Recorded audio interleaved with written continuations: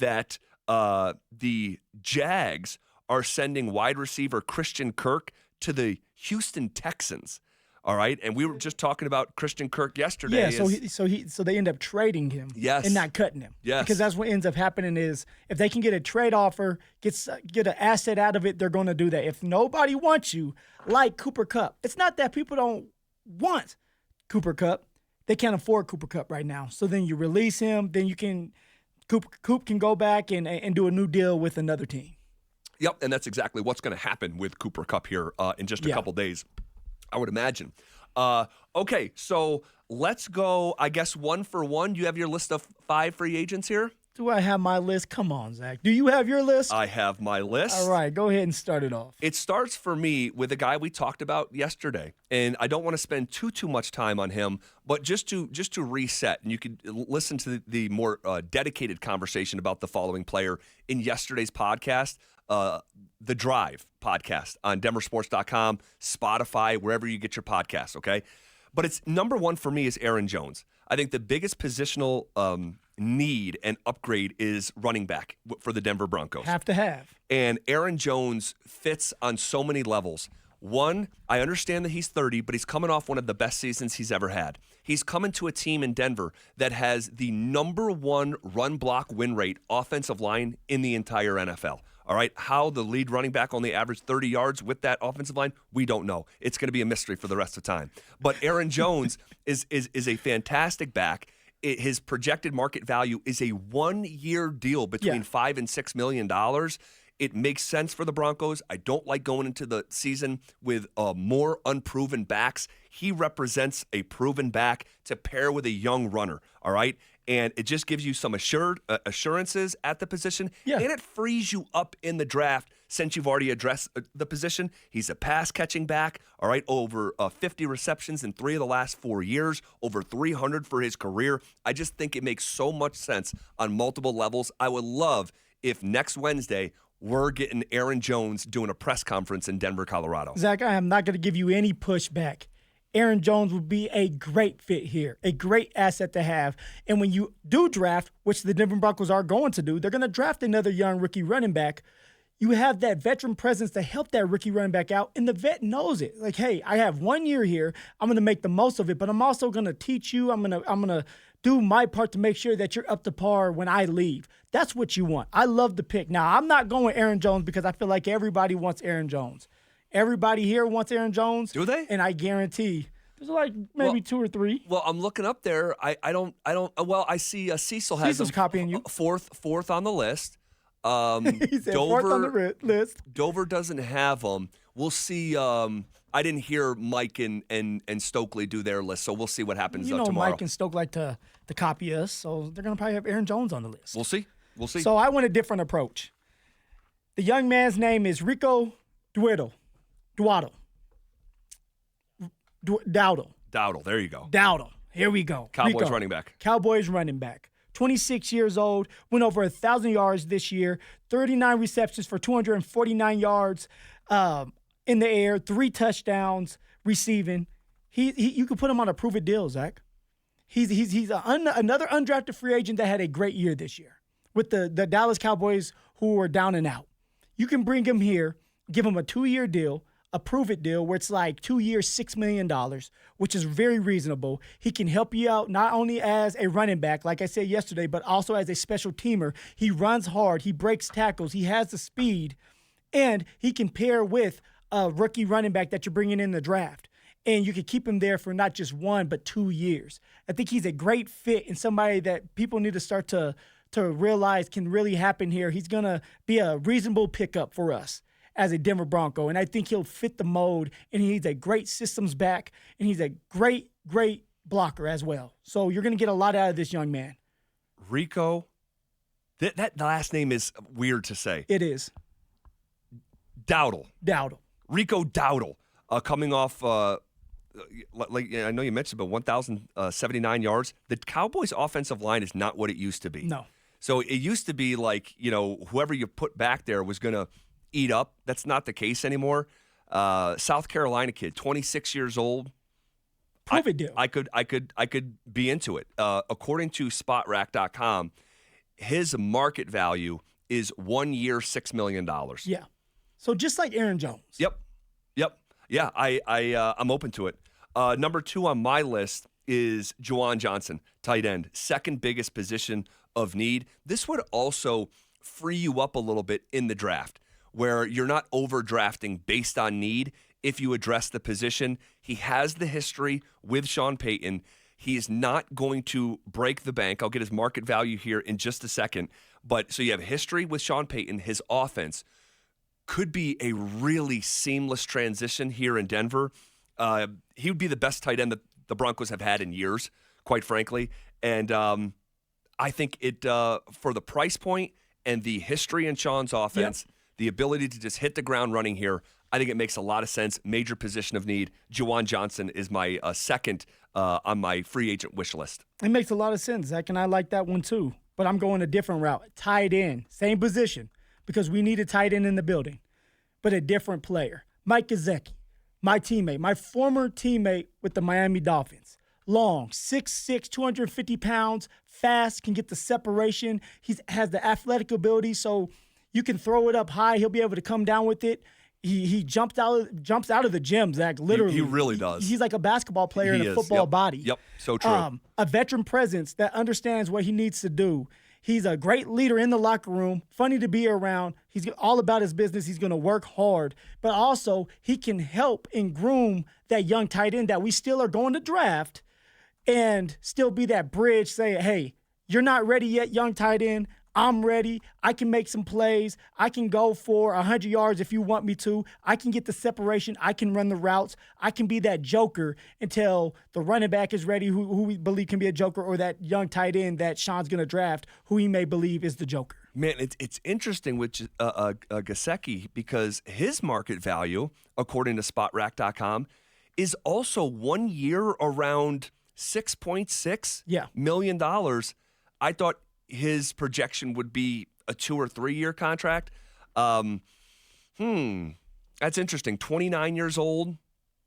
Okay, I'd be open to it. I thought he was going to be a lot more expensive than that, but I'd be open to it. That's the one. The tight end position is the one position that I think that, in addition to running back, you have to go get one of these guys in free agency because we know they're going to draft one, but we also know it's insurance. It's an insurance policy and how slow starting that position is. Colson Loveland is not going to come in here and be a 1,000-yard guy, even if you draft him. I don't care if you drafted him at 1. Well, he's still hurt, so you're going to have to wait for him to heal up. That's right. And so you need somebody, if you decide to go that route with Colson Loveland and bring in a veteran presence that can play right away. Why the young tight end, whether it's Colson Loveland, he has to heal up, or it's just a young tight end that has to get up to speed. You want a veteran in there that you can just hand the ball to or throw the ball to and make plays right away. All right, my third free agent wish list ticket item here is Cooper Kupp. Cooper Kupp is going to he's going to get cut here, and his market value is 2 years, about $22 million, making $11 million per year. The contracts at that position have just exploded to a degree that's like, wow. And we're going to actually talk more about that position tomorrow. But the $11 million a year, I think, is a bargain for who I think Cooper Kupp can still be. Now, I know he's missed some time here, but let's not act like he's played 2 games in the last 2 years. He's played 12 games for 2 consecutive years. Still a very good route runner.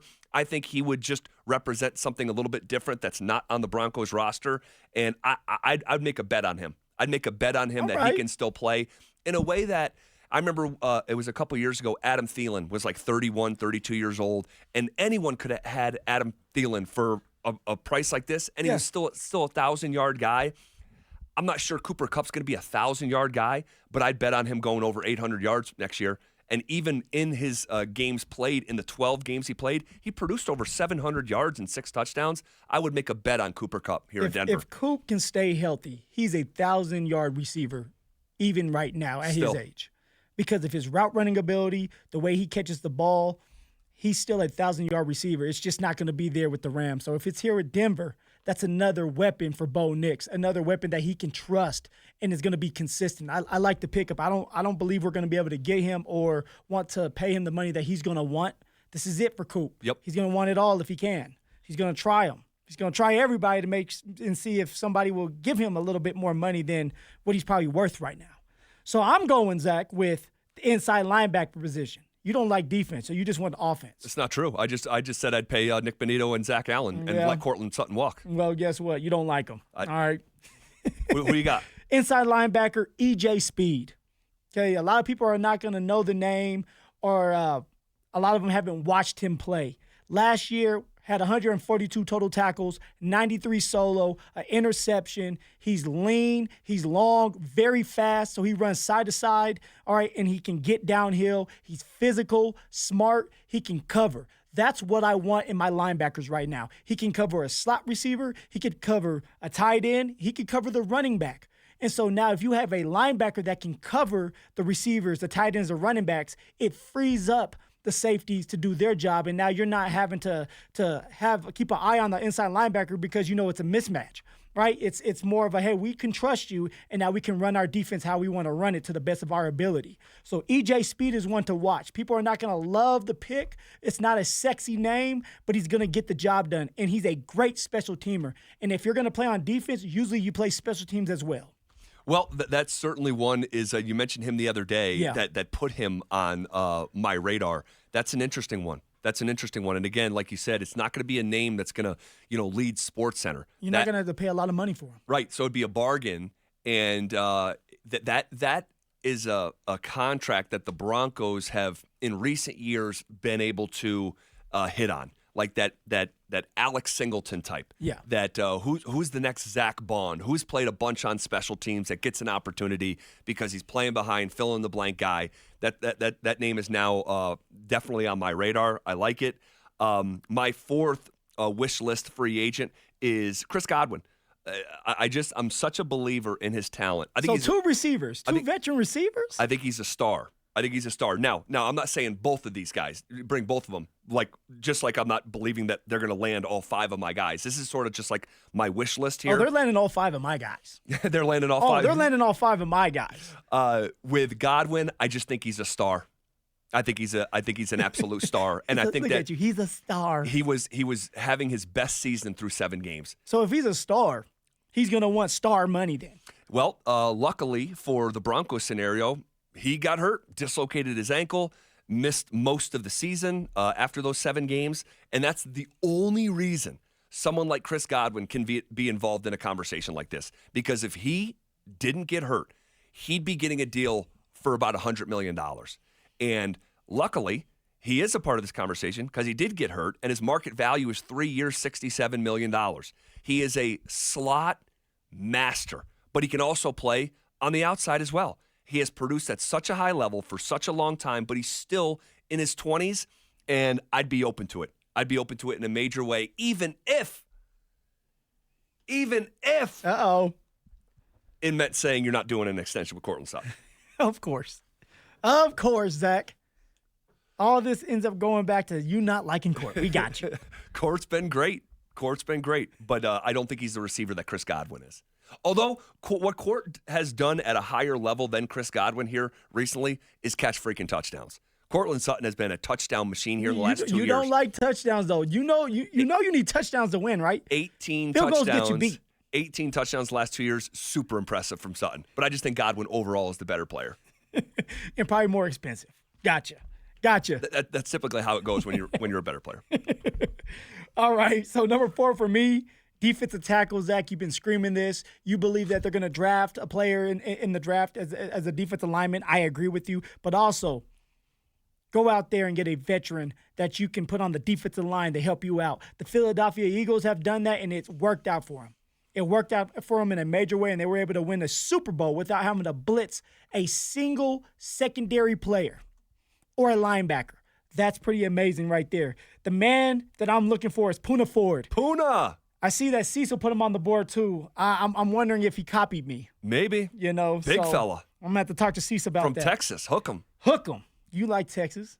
I find myself rooting for them, yeah. I thought you were an alumni there. Yeah, I took an online course. He's 5'11", so he's short, right? Short and dumpy. 5'11", 310 pounds. Jeez, built like a fire hydrant. Man, he's hard to move. He's an anchor. He's going to do his job. He had 3 sacks last year, or this year, I should say, and he'll be an upgrade from DJ Jones. DJ Jones played majority of the year, had 21 tackles and only 1 sack. Poona Ford will give you a little bit more of an upgrade. He's stronger. He has more of a high motor. I like this man. I got to be with him in the East-West Shrine game before we got to the NFL, and he will be a great addition to the Denver Broncos. Also, he'll be on the cheaper side. Everybody that I have listed so far will be on the cheaper side. You're not having to break the bank for him, and that's why I feel like we can get all of the guys that I'm talking about, Zach. Well, I think you mentioned DJ Jones's name. Yeah. And he's up here. And I think, and someone correct me if I'm wrong, but I think Mike Kliss came on our midday show. I didn't hear him say it, but I think I heard one of the fellas repeat it, that DJ Jones is still looking for $10 million a year. It's a lot of money. That's the deal that he just played on. It was a 3-year, $30 million contract. I would balk at that number. I didn't like that. And if that's what we're talking about, DJ Jones paying him double-digit millions, I would, as he's getting into his 30s, I would probably. And I heard he's a great locker room guy. He does his part. He's going to be anchored, so you're not going to hear a lot about him. When I say anchor guys, like he sits there and he holds up the offensive lineman to stop the run. And that's what you want some of the defensive tackles to do. Not all defensive tackles are going to make sacks. They're just too big. Sure. But if you can clog up the run lanes, that's what you're looking for.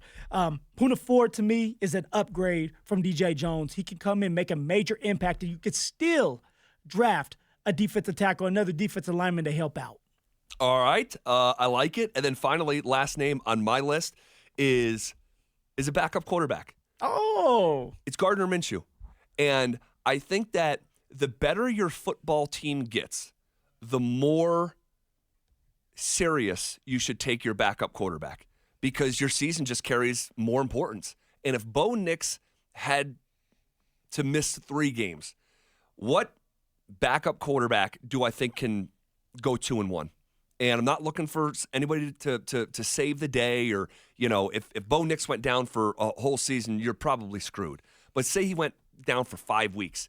Bo Nix runs around. Bo Nix takes hits. Yeah. And I don't like, quite honestly, I'm not a huge fan of Jarrett Stidham or Zach Wilson. I think Minshew has real experience. He's got a 2-to-1 touchdown interception ratio, way more starts than anyone else on this roster. Yeah. And I just think as the Broncos get better, you need to upgrade the backup quarterback. I'd sign him to a 2-year deal, and I'm throwing out numbers. I'd say 2 years, $18 million, pay him $9 million per year. I think it's that important. Wow, you're going to pay the backup $9 million per year? You're overpaying for a backup then, man. Whoever signs Minshew is going to have to overpay. Because I think wherever he goes, he becomes a top 3 backup in the NFL. Oh, we're going to put a pin in that one. Okay. Because we're going to definitely have to talk about the quarterback rooms, to put a fat pin in that one. Okay. I like it, though, Zach. I wasn't thinking of the quarterback position because, hey, Bo Nix is made of steel. I'm not planning on my man getting hurt. Well, you had to have, back surgery. Something, right? Yeah. So I went a different route. I went a receiver. Sure. All right. And the man that I'm going to talk about, shame on you, Zach. He was part of your fanboy team that you love. Amari Cooper. Yeah. Amari Cooper, 30 years old. He got to the Bills late, so it's not like he created that chemistry with Josh Allen. It was just too late for that. 44 receptions. This is I want to say he's mixed in where he was before in the Bills. 547 yards, 4 touchdowns. Amari Cooper runs great routes. He's a great mentor. He's a great leader. He still has the juice. I just said he's 30 years old, so yes, he still has a little bit more giddy up in him, and he'd be a great asset towards Bo Nix development, and that's what we're looking for. He can make the big plays. He can stretch the field. He can take screens. I like that, and what this is telling me, and what I'm telling everybody else is, you take Amari Cooper, you add him to the mix, you pay Cortland Sutton, now you have 2 really good receivers on top of Marvin Mims, who I believe is a joker, and Vele, who continues to grow. You go for someone like Amari Cooper. That's my guy. Ooh. Don't really like that one. No? Don't really like that one. Like most of your other list, I'm not a huge Amari Cooper guy. Why is that? Well, you're going to have to, he's going to cost around $15 million a year. You think that Cooper Kupp is going to cost less than Amari Cooper? Oh, definitely. Yeah. According to SpotRack.com, Amari Cooper's market value is 2 years over $28 million. So you're paying him over $14 million a year. Yep. And he's the league leader in drops over the last 5 years. And there's a scenario where he could work here. And maybe the Broncos would go down that direction. I'd have an open mind to it. But at that cost, at that age, and his reliability rating, like if he was an Uber driver and he was on the way to get me, I'd feel unsettled that I'm going to miss my flight. He's like maybe like a 3.6 out of 5 stars. His hands are so unreliable. Well, you know what? Well, you better get used to the name because Amari Cooper is coming here. You think so? I think Amari Cooper is coming here. All right. We'll see how it all plays out, man. We'll see how it all plays out. I got to think about my last one here. The quarterback? Am I sure I want to go with Minshew?